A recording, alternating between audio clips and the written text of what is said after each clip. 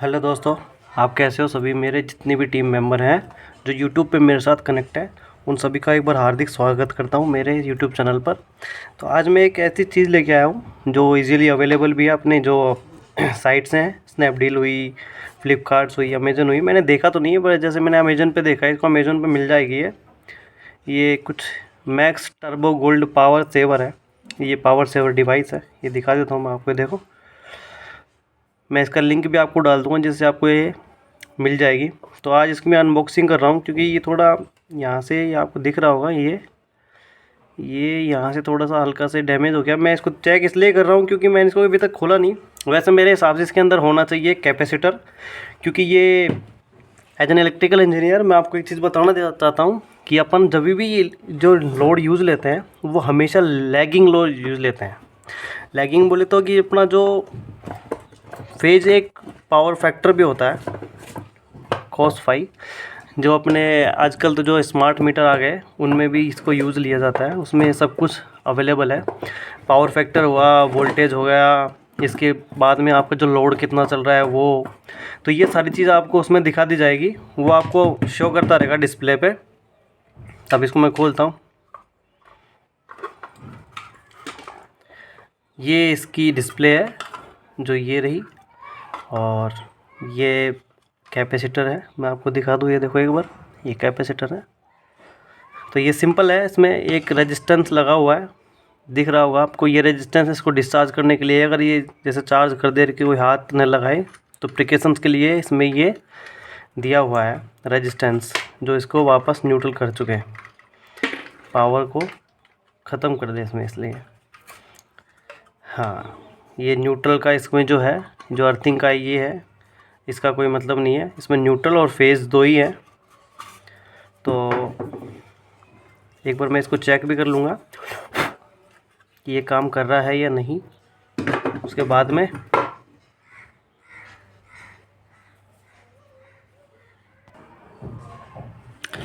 चलो, तो मैं आपके पास एक बार ये पैनल लेके आता हूँ। इसको थोड़ा साइड में रख देता हूँ जिससे दिखाई दे आपको।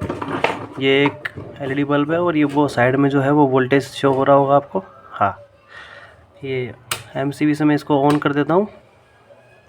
अब ये वोल्टेज सप्लाई चालू हो गई हुई है, आपको शो भी हो रहा होगा। अब मैं इसको एक बार चेक कर लेता हूँ कि कितना वोल्टेज कंज्यूम करता है। मैं आपको इसलिए बता रहा हूँ कि ये ओरिजिनलिटी में वर्क करता है या नहीं। वैसे आपको मैं बता दूँ, कैपेसिटर हमेशा पावर फैक्टर को लीडिंग करने के काम आता है, इसलिए आप इसको यूज़ लें, ये ज़रूरी है आपके लिए। हाँ, तो दोस्तों, मैं आपसे एक रिक्वेस्ट करना चाहता हूँ, जब भी आप ऐसे काम करें इलेक्ट्रिसिटी के, ग्लव्स प्रॉपर यूज़ लें, और अर्थिंग के लिए आप जैसे स्लीपर्स होए या फिर कुछ सेफ्टी शूज़ वो ज़रूर यूज़ करें। अभी तो मेरे पास है नहीं अवेलेबल, मैं लेके आऊँगा, उसके बाद ही मैं आपको बता रहा हूँ। फिर ये क्या, मैंने पीवीसी को पकड़ रखा है आपको दिखाने के लिए है। तो ये देखो, मैं आपको एक बार दिखा देता हूँ। ये वोल्टेज आ रहे हैं, और ये देखो, ये सीरीज़ में कनेक्ट है। अभी ये ग्लो कर रहा है। ये देखो, ये आपको जो इंडिकेटर्स हैं वो भी नज़र आ रहे होंगे यहाँ पे, ये जो है। तो ये लगाना बहुत ज़रूरी है दोस्तों, क्योंकि ये इलेक्ट्रिसिटी को सेव करने के बहुत काम आता है, और ये आप घरों में हमेशा अवश्य लगाएं। मैं इसका लिंक आपको उसमें डाल दूंगा जिससे आप इसको परचेज़ कर सकते हैं। लेकिन ये रियलिटी में पावर फैक्टर लीडिंग करता है, और इसी वजह से अपना जो पावर फैक्टर है वो 1 के अप्रोक्स रहता है। मैं आपको बता दूं कि पावर फैक्टर हमेशा जब भी 1 के पास में रहेगा, वैसे पावर फैक्टर cos फाई होता है, तो फाई होता है जो फेज़ एंगल होता है, जो वोल्टेज और करंट के बीच का एंगल होता है। ये थोड़ा इलेक्ट्रिसिटी की डीपली बात है, ये मतलब एज एन इलेक्ट्रिकल इंजीनियर मैं आपको ये बता रहा हूँ, तो ये उसके बारे में है। तो उसकी वजह से ये जो कैपेसिटर बैंक है, ये दोनों के बीच में फेज डिस्प्लेसमेंट करने के काम आता है, ये जो कैपेसिटर बैंक है। और इसी वजह से अपना जो फेज एंगल, वो पावर फैक्टर cos फाई जो पावर फैक्टर है वो बिल्कुल 1 के अप्रोक्स रहता है। 1 तो कभी होता नहीं है, 1 के अप्रोक्स रहता है, जैसे 0.95, 0.98 इतना रहता है। उसकी वजह से अपना जो पावर कंज्यूम है घर में वो कम होता है, और इसी की वजह से इलेक्ट्रिसिटी का बिल कम आता है। अगर आप इसकी जगह पे इंडक्टर यूज़ लेते हैं तो वो फेज़ लैगिंग करता है। ये फेज़ लीडिंग करता है।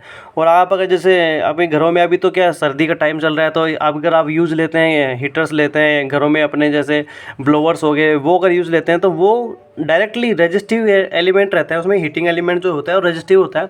इसकी वजह से वो डायरेक्ट हीट कंज्यूम, मतलब हीट प्रोड्यूस करते हैं। तो उनमें पावर फैक्टर का कोई इंपॉर्टेंस है ही नहीं, क्योंकि उनमें ना कोई कैपेसिटर लगा होता है और ना ही उसमें कोई इंडक्टर कॉइल होती है।